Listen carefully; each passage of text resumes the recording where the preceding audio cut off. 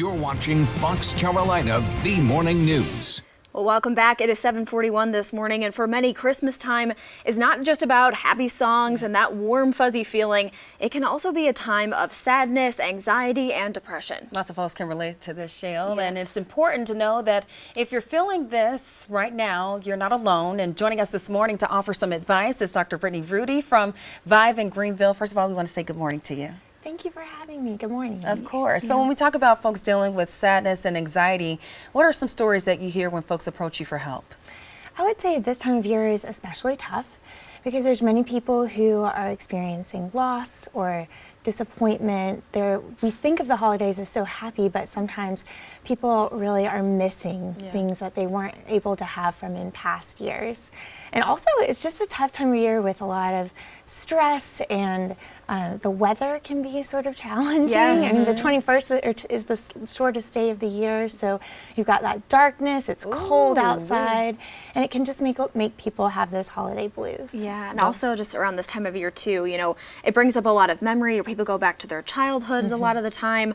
People experiencing loss during this time, do you have any tips for how they can still be social but also kind of check in with themselves? Absolutely. I think it is great to try to find a way to honor any memories that you have that are difficult or people that you're missing this year. But also remember that each year is a new year and you can create a new tradition. So that is really fun and special to do, to be able to create that new tradition. I think a lot of the time people think, you know, oh, I should be excited. There's so many lights, there's so many, you know, cookies surrounding me. But, you know, it is pretty normal to feel those highs and those lows back to back, right? That's Right, absolutely. In fact, we often think of emotions like stress and anxiety or sadness in isolation. We have to have those and they're so strong.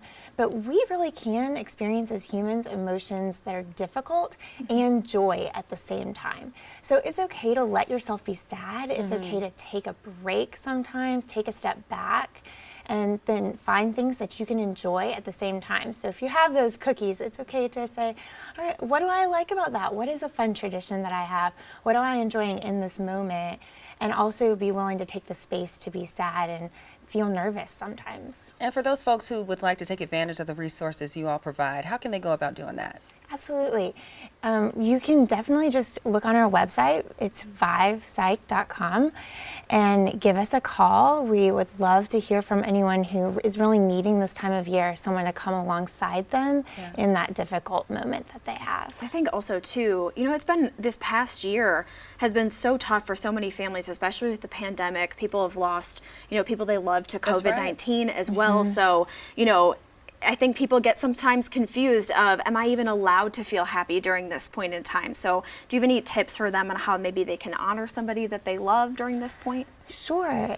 You can create a special memory by maybe writing out a letter to that person and expressing what you've loved or missed, honoring them in a tradition that they loved. So if they love to bake cookies, or if they love to go and see the holiday lights, going and doing that for them, that can be something that you can do to honor and move forward and be happy in that moment and think about what you're experiencing there and what makes you feel happy through the holidays as well. And sometimes when people undergo stress and sadness, they tend to like to do it on their own. Would you say that's highly encouraged or discouraged? I think that being around others is so very important. We find support in those around us. And so it's okay to take breaks and have some self-care and moments to yourself, but leaning on other people, even virtually, if someone's alone during the holidays, being able to reach out and make sure they're having some connection is so important. Participating in activities, even when it doesn't feel like it. Like, it doesn't feel like fun, but just accepting that friend's invitation or going to that family event and seeing that obligation more as an opportunity is really important too. You got to really push yourself. And then just to kind of add on to that, some folks might say, I'm not able to push myself to do those kinds of things because I don't want to feel like a burden to my friends and my family. What's your advice for those who may be feeling like that? I would say while we often feel that way, that may not be the perception of those around us. The people around us, they want to be there to be that support. They want to experience the joy with us and the sadness and anxiousness with us too.